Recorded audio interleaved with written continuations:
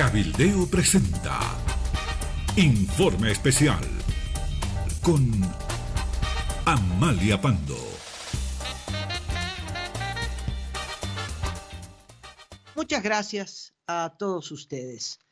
El artículo 173 del Código Penal sanciona el prevaricato con pena de 5 a 10 años de prisión. Pues sí, son 10 años de prisión, la máxima que se les debería dar a los 6 integrantes del Tribunal Constitucional que en noviembre del año 17 violaron la Constitución y habilitaron, a pesar de la Constitución, a Evo Morales y Álvaro García Linera para que puedan recandidatear las veces que quisieran. Es una luz verde a la reelección indefinida. Cometieron el delito de prevaricato porque el prevaricato es precisamente eso, aprobar una resolución a sabiendas, cuando expresamente esa resolución va en contra de la ley. ¿Y qué ley más importante que la Constitución Política del Estado? Más cuando estos 6 ahora ex integrantes del Tribunal Constitucional habían recibido el mandato del soberano, el mandato del pueblo, que en el referéndum del 2016 les dijo: no se cambia, no se modifica el artículo 168 de la Constitución y por lo tanto no se habilita. Evo Morales y García Linera no pueden habilitarse para candidatear este año 2019. Hay un mandato expreso del soberano y sobre ese soberano no está ni el pacto de San José, ni el pacto del MAS, ni el narcotráfico, nadie está por encima, y menos 6 integrantes de un tribunal constitucional. Y por eso hay un prevaricato expreso. Es simplemente ver qué resolución aprobaron y qué dice la Constitución. El contraste de ambos textos es la prueba de la comisión de este derecho. Pero por si fuera poco, lo que está ocurriendo en estos últimos meses ratifica este delito, el de prevaricato. ¿Qué es lo que está ocurriendo? Resulta que de los 6 magistrados que votaron esta resolución, 3 de ellos ya son empleados otra vez del gobierno. Esto es muy grave. Algún miembro del partido de gobierno dijo que no hay ninguna norma que prohíba que un exfuncionario público pueda conseguir trabajo después en otro cargo público. Parece obvio, ¿no? Parece que pues un empleado del Ministerio de Hacienda renuncia a ese ministerio y puede conseguir en el Ministerio de Transportes. No hay ningún delito en eso, pues. Pero esto es otro caso. ¿Qué le parece a usted que, digamos, a un juez falla a favor de un litigio presentado por la Embajada Americana, para ponerle un extremo, para que quede claro, y falla a favor de la Embajada Americana? Y 2 meses después aparece trabajando en la Embajada Americana. Queda claro, pues, que ese fallo fue fruto del prevaricato a cambio de una prebenda, como es decir, delito agravado. Este es el caso de los que formaron parte de ese Tribunal Constitucional que fallaron de manera prevaricadora a favor de Evo Morales y su repostulación como candidato en estas elecciones del 2019. Se sabe, por ejemplo, que Neldy Virginia Andrade Martínez es ahora la directora regional de la Autoridad de Minería para Potosí y Chuquisaca. Además aceptaron cargos, siendo magistrados del Tribunal Constitucional, aceptan cualquier cosita, ¿no? se venden por cualquier cosita. Bueno, ya esta señora, de magistrada del Tribunal Constitucional, ahora es empleada del gobierno en ese cargo. Macario Lahor Cortés es el director de Asuntos Jurídicos del Ministerio de Trabajo. Es decir, es un pinche del Ministerio del Trabajo que depende del ministro del Trabajo y fue magistrado del Tribunal Constitucional. Si de verdad tuvieran esa categoría dentro de la estructura jurídica, jamás aceptarían cargos, ¿no?, de cargos medios en una estructura del Poder Ejecutivo. Esto demuestra que son y fueron funcionarios dependientes de Evo Morales. Y Rudy Flores, que es el que mejor tajada ha sacado, se ha ido a Ginebra como representante de Bolivia, funcionario de la Cancillería, representante ante todos los organismos internacionales que funcionan en esa ciudad suiza. También empleado. Fue el primer caso que se conoció, ¿no? Que Rudy Flores salió del Tribunal Constitucional y pasó a ser funcionario de la Cancillería. Es decir, es la prueba contundente de que están o han recibido una prebenda a cambio de haber prevaricado en su cargo de Tribunal Constitucional. Pero de todo esto, de estos tres, hay un cuarto aún más grave, porque no está vinculado al gobierno, está vinculado al narcotráfico. Osvaldo Valencia Alvarado es este extribuno que aparece abrazado con el presunto narcotraficante extraditable al Brasil, Pedro Montenegro Paz. Él dijo que ni se acordaba dónde le habían tomado la foto. Es el narco el que lo abraza a este extribuno, Valencia Alvarado, en la fotito, ¿no? Ambos están compartiendo unos traguitos, no se sabe en qué circunstancia. Pero esta foto comprometedora resulta que ha sido agravada o puesta en contexto, porque DIRCABI, que es el organismo que se adueña de todos los bienes del narcotráfico, aunque en Bolivia ni lo están procesando por narcotráfico, ni hay sentencia por narcotráfico contra Montenegro Paz, DIRCABI ya lo considera narco. Y entonces ha allanado y ocupado todas las propiedades que son de Montenegro Paz. Una de ellas, una gran propiedad. Una propiedad en la que Montenegro Paz festejó en grande, con muchísimos invitados, su último aniversario natal, ¿no? Su cumpleaños. Fue a todo dar. Y parece que la fotito con el tribuno se da en ese contexto.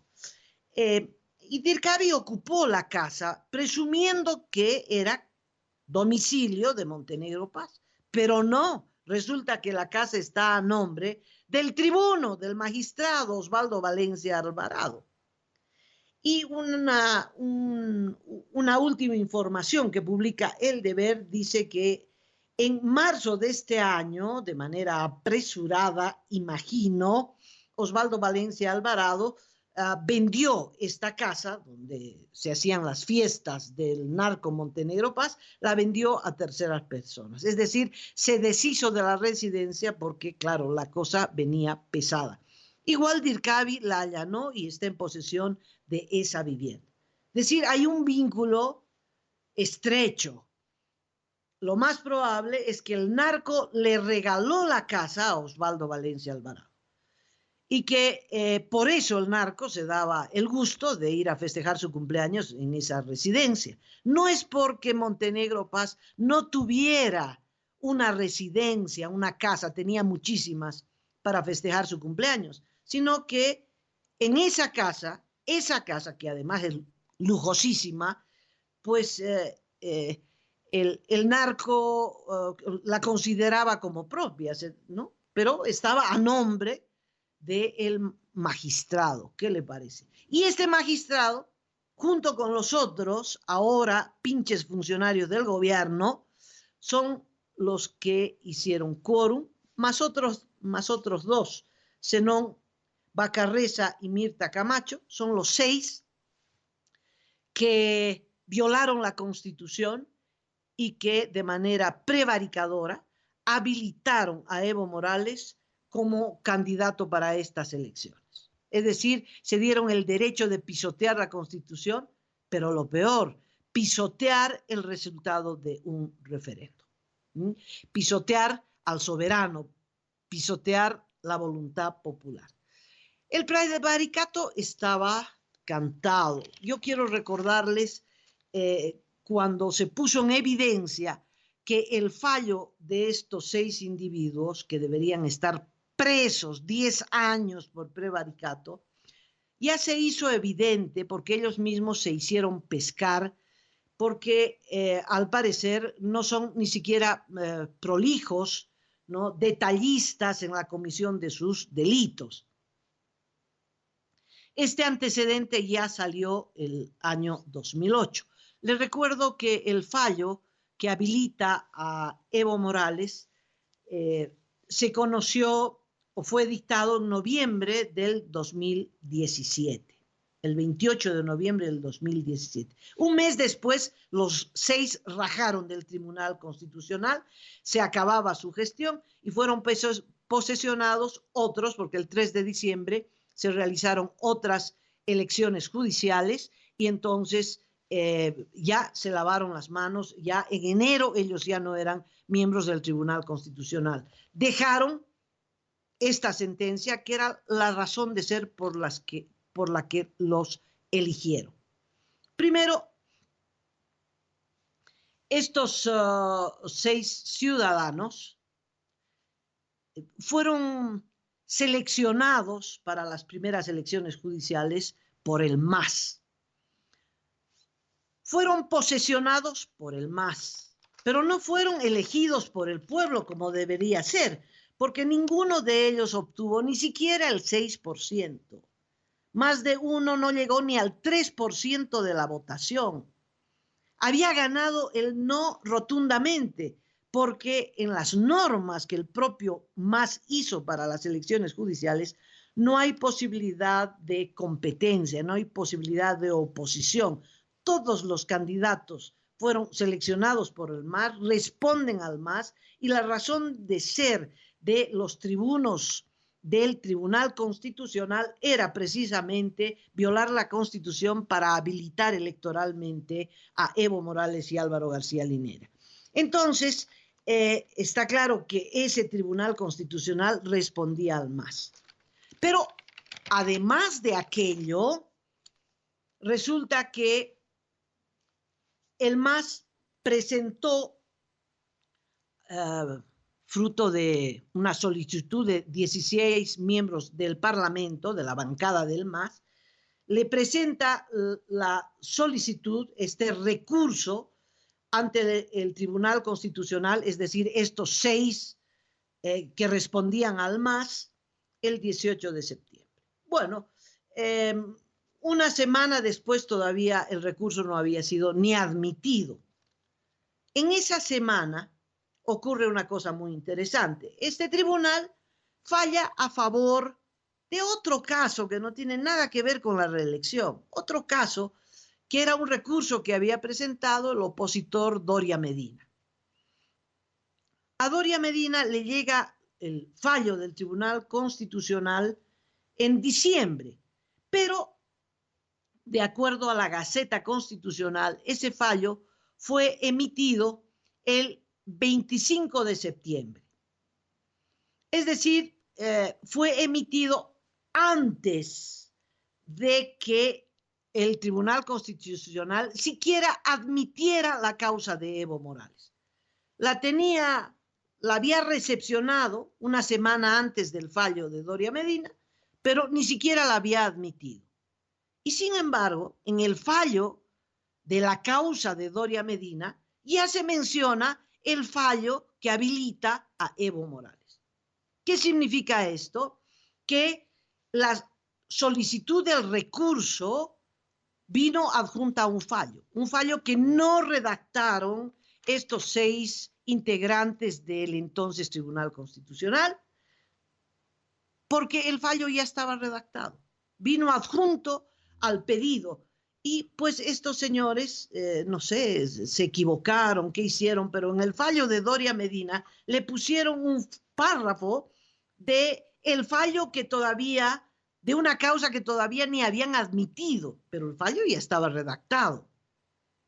Y le pusieron, ¿no?, un párrafo de un fallo de que iba a ser redactado un mes después o 2 meses después, apoyándose en un fallo inexistente para justificar la sentencia en la causa de Doria Medina. Parece un enredo. El punto es que antes de siquiera admitir la demanda ya tenían el fallo. Eso demuestra, fue la prueba contundente del prevaricato. Entonces, la candidatura de Evo Morales es resultado de un delito grave, que es el delito de prevaricato.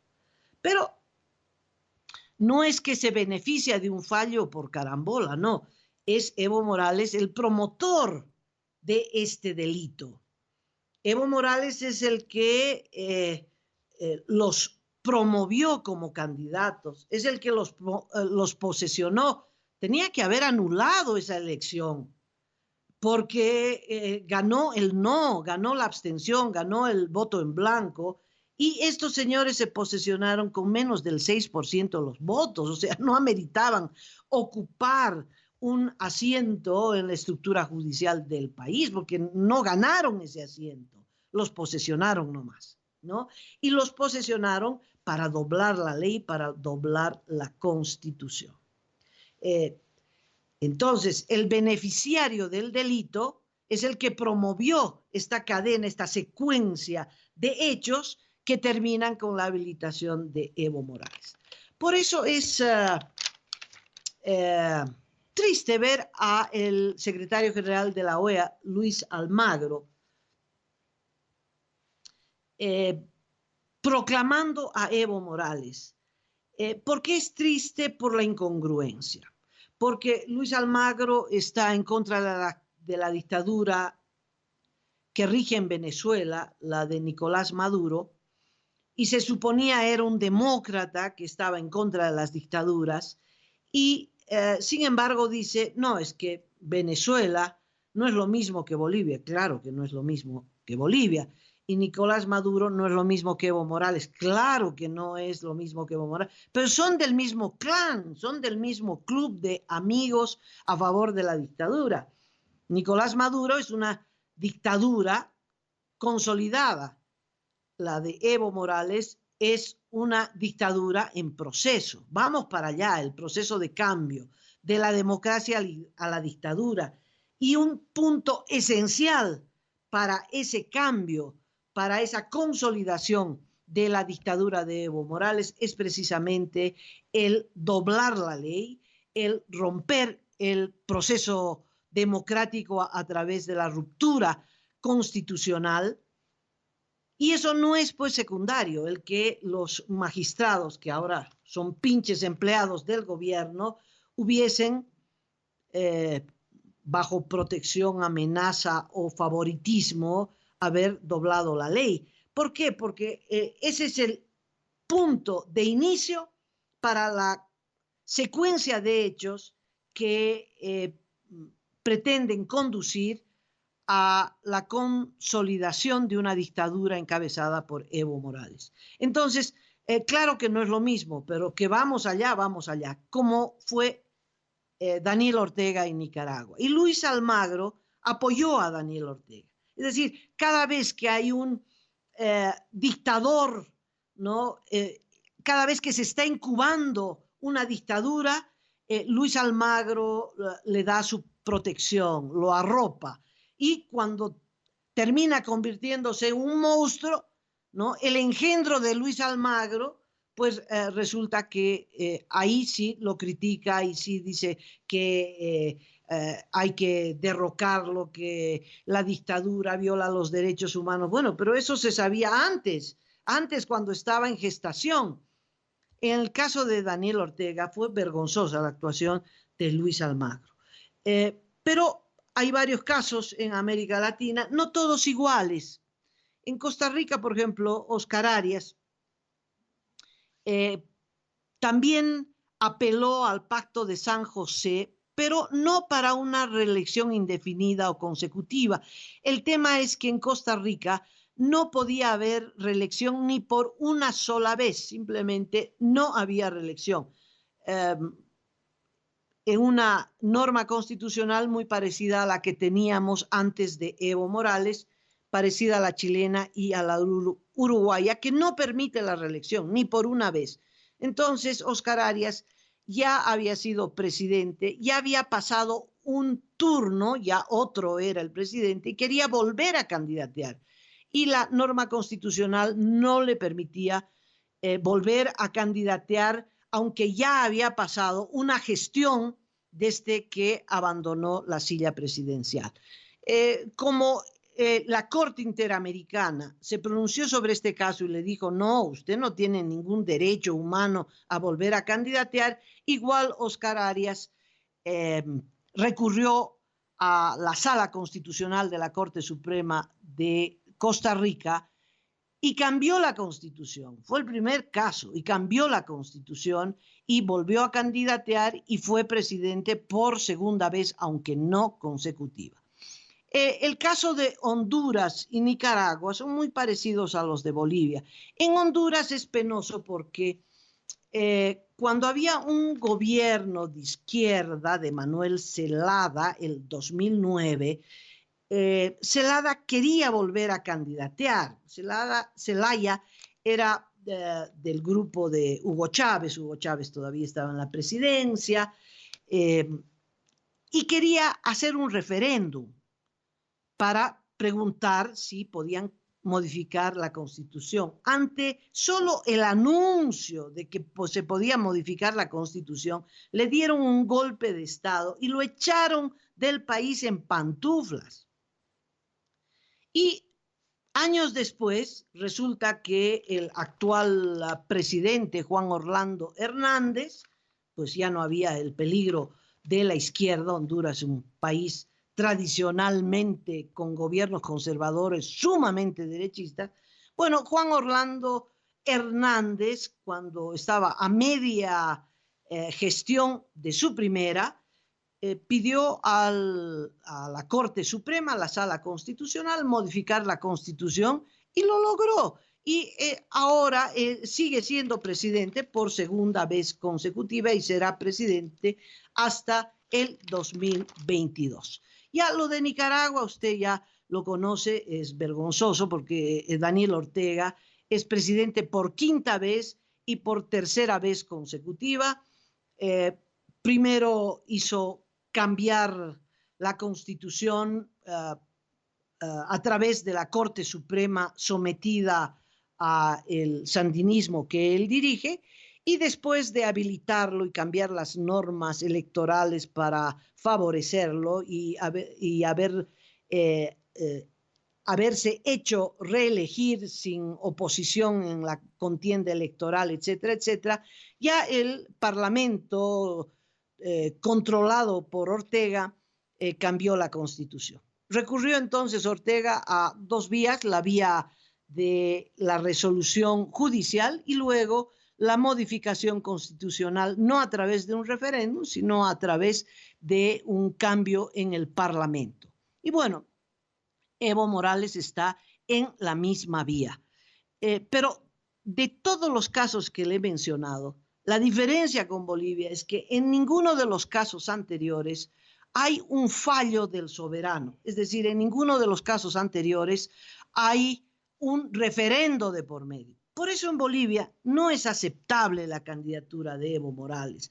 Por eso Luis Almagro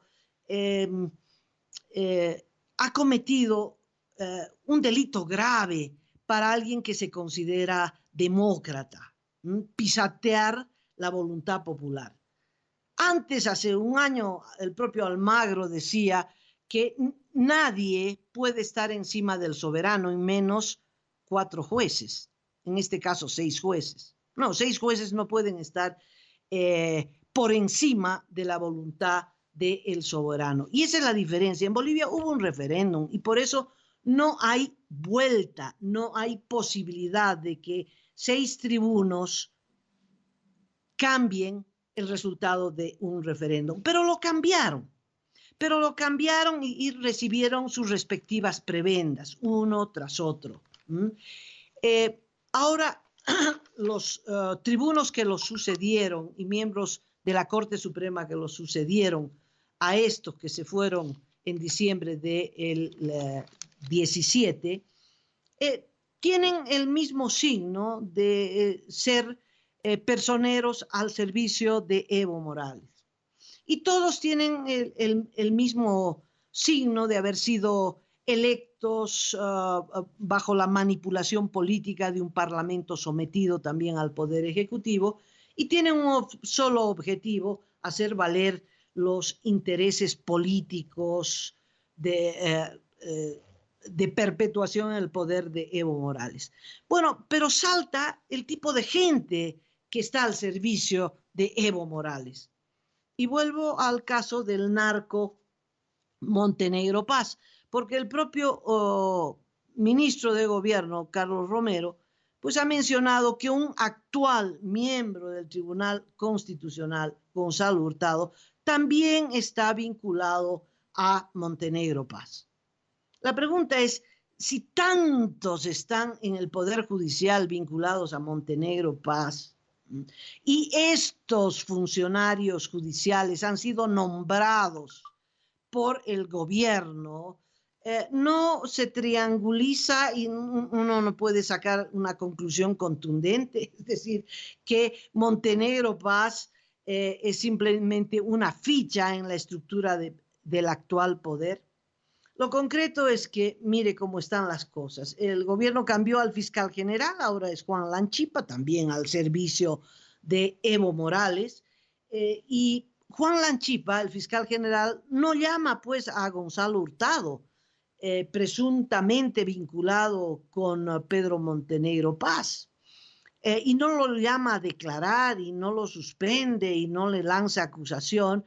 Y se sabe, por denuncia de un diputado opositor, que la hija del fiscal general Juan Lanchipa trabaja para este miembro del Tribunal Constitucional, Gonzalo Hurtado.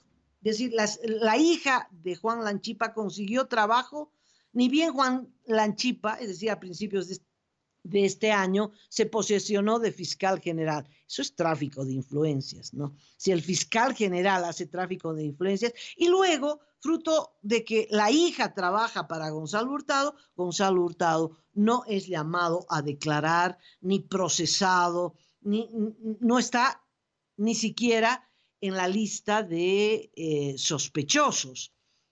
Aunque Carlos Romero lo mencionó en el organigrama de los narcovinculados, aparece el miembro del Tribunal Constitucional Gonzalo Hurtado, empleador de la hija del fiscal general. ¡Qué vergüenza! Bueno, lo concreto es que los 6 ex miembros del Tribunal Constitucional que habilitaron ilegalmente a Evo Morales deberían estar en la cárcel, 10 años como mínimo por prevaricato. Que Evo Morales es resultado de un delito, es decir, la candidatura de Evo Morales es resultado de un delito, que es el prevaricato. Y por eso Evo Morales tendría que renunciar a su candidatura, porque está llevando al país a un callejón sin salida. Solo podemos salir de ese callejón sin salida, el hecho de tener un candidato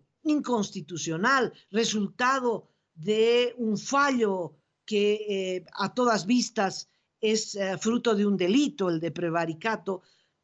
Es un callejón sin salida.